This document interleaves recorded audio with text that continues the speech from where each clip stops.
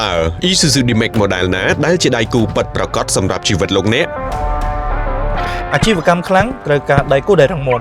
មិនថាដឹកធ្ងន់ឬផ្លូវការដ្ឋានលំបាកប៉ុណ្ណាក៏ការងាររបស់ខ្ញុំនៅតែអាចសម្រេចបានយ៉ាងរលូនជាមួយនឹង Isuzu D-Max Deluxe 3.0 រហ័សរហួននិងស៊ីវិល័យហើយនេះគឺជាមូលហេតុដែលអ្នករកស៊ីសម័យថ្មីដូចខ្ញុំជ្រើសរើស Isuzu D-Max Premium 1.9 សម្រាប់ម្ចាស់អាជីវកម្មបែបស្រ័យការដូចខ្ញុំវិញភាពសន្សំសំចៃគឺជាប្រភពនៃប្រាក់ចំណេញសាមញ្ញតែសមត្ថភាពខ្ពស់ជួយឲ្យខ្ញុំចំណេញទាំងថវិកានិងការប្រើប្រាស់បានគ្រប់កលៈទេសៈជាមួយនឹង Isuzu D-Max Deluxe 1.9 ដើម្បីទៅដល់គ្រប់គោលដៅមិនថាផ្លូវ off-road លំបាកកម្រិតណាក៏នៅតែផ្ដល់នូវផាសុកភាពខ្ពស់បំផុតនិងបើកបរយ៉ាងរលូនជាមួយនឹងចង្កូតអគ្គិសនី EPS របស់ Isuzu D-Max V-Cross 3.0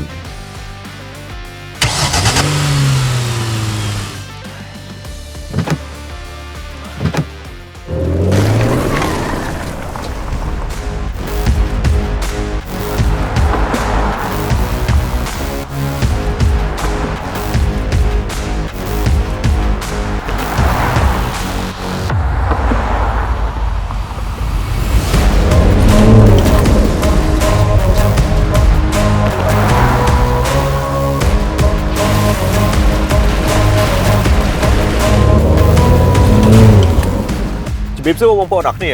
ថ្ងៃនេះគឺជាថ្ងៃជួបជុំដ៏ពិសេសរបស់គ្រួសារ Isuzu D-Max 2026ទាំង4 model សម្រាប់ Isuzu D-Max V-Cross កម្លាំងម៉ាស៊ីន 3.0 ស៊េរីឆ្នាំ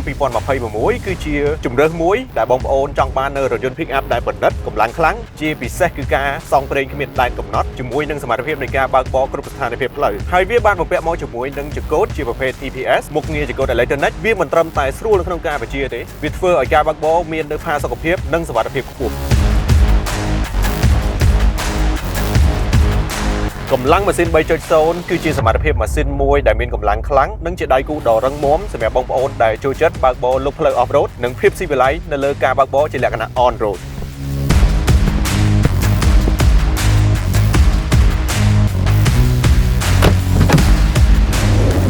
ហើយ Deluxe 3.0 របស់ខ្ញុំក៏មិនធម្មតាដែរព្រោះវាត្រូវបានរចនាឡើងសម្រាប់អាជីវកម្មបានដឹកជញ្ជូនដែលឆ្លងកាត់ទាំងផ្លូវ off-road និង on-road ជាប្រចាំសម្រាប់ Premium 1.9 នេះវិញគឺល្អបំផុតសម្រាប់ការប្រើនៅក្នុងក្រុងក៏ដូចជាផ្លូវលំធម្មតាត្រូវហើយចេរីប៉ុន្តែយ៉ាងណាយើងក៏ចង់បញ្ជាក់ជូនបងប្អូនដែរថាសម្រាប់ model 1.9 នេះណាគឺយើងអត់ recommend សម្រាប់បងបើកក្នុងផ្លូវ off-road ឬក៏ធ្ងន់ពេកទេដើម្បីឲ្យគុណភាពឡានប្រើប្រាស់បានយូរវែង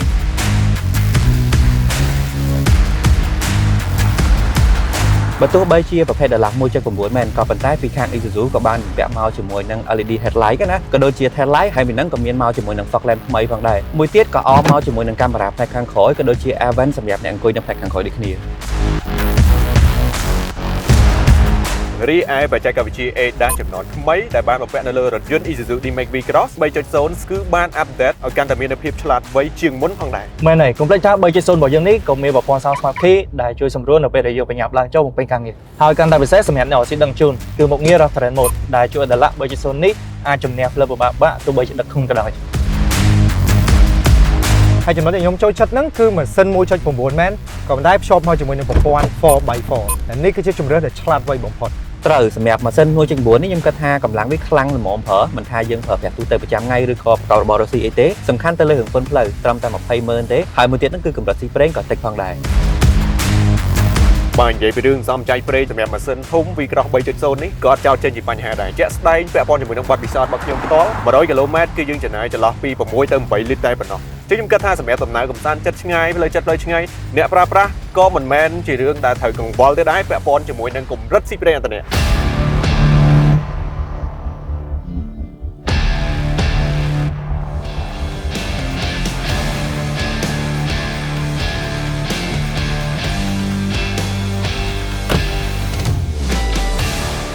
Isuzu D-Max V-Cross 2026មានគ្រប់ជម្រើសជាមួយនឹងតម្លៃសមរម្យហើយ Isuzu ក៏មានដៃគូសហការក៏ដូចជាមជ្ឈមណ្ឌលថែទាំជាច្រើនផងដែរមិនថាបងប្អូននៅទីណាក៏ដោយក៏ Isuzu នៅក្បែរបងប្អូនជានិច្ចព្រោះផ្នែកសេវាកម្មរបស់ Isuzu ណាគឺមានទូទាំងផ្ទៃប្រទេសតែម្ដងដើម្បីជួយជំរុញអាជីវកម្មរបស់បងប្អូនសរុបមកវិញបងប្អូនអរគ្នា V-Cross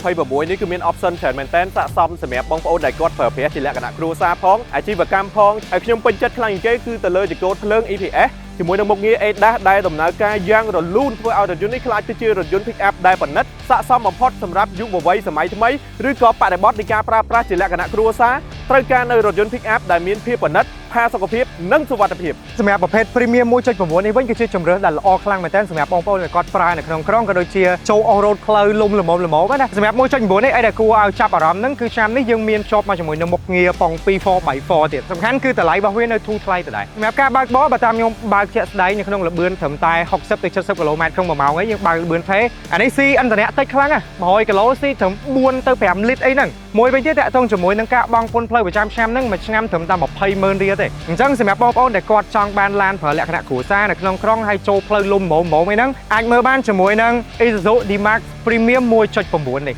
ដល់ឡែកសម្រាប់ Deluxe 3.0 នេះវិញខ្ញុំគិតថាវាជាជម្រើសដ៏ល្អមួយសម្រាប់បងប្អូនដែលមានតម្រូវការឡានប្រភេទ Pick up សម្រាប់អាជីវកម្មដឹកណាមិនថាជាផ្នែកកសិកម្មឬក៏ការដ្ឋានទេគឺឡាននេះវាធ្វើមកតម្រូវមកទីមួយដោយសារតែ performance វាល្អខ្លាំងម៉ាស៊ីន 3.0 បូករួមជាមួយនឹងមុខងារ Rough Terrain Mode ដែលជួយបងប្អូនអាចដឹកទំនិញឬឆ្លងកាត់ជាមួយនឹងផ្លូវឧបសគ្គបានយ៉ាងងាយស្រួលតែម្ដង សម្រាប់ Deluxe 1.9 នេះវិញបើសិនជានិយាយពីភាពទំនើបក៏ដូចជាភាពខ្លាំងអាចនឹងមិនដូចគេទេក៏ប៉ុន្តែបើសិនជាបងប្អូនចង់បានឡាន Pick up មួយដែលប្រើប្រាស់បានយូរកាន់ឆ្នាំយូរឆ្នាំរបស់ជប៉ុនខ្ញុំគិតថាអាចងាកមកជាមួយនឹង Deluxe 1.9 នេះបានពាក់ព័ន្ធជាមួយទៅលើកម្លាំង 1.9 ណាបាត់ពិសោធន៍ផ្ទាល់ហ្មងខ្ញុំគិតថាកម្លាំងប៉ុណ្ណេះគឺប្រើប្រាស់មកសមល្មមសម្រាប់ការប្រើប្រាស់ទូទៅមិនថាបងចោះទៅការដ្ឋានឬក៏តាមចការឬក៏សម្រាប់ការប្រើប្រាស់ទូទៅប្រចាំថ្ងៃអីទេសំខាន់ហ្នឹងពាក់ព័ន្ធជាមួយកម្រិតស៊ីប្រេងក៏តិចហើយពន្ធផ្លូវវិញក៏តិចផងដែរគឺត្រឹមតែ 20,000 ផ្ទាល់តែប៉ុណ្ណោះ Isuzu D-Max V-Cross 2026ខ្លាំង ឆ្លាតវៃ មានគ្រប់ជម្រើស គ្រប់អាជីវកម្ម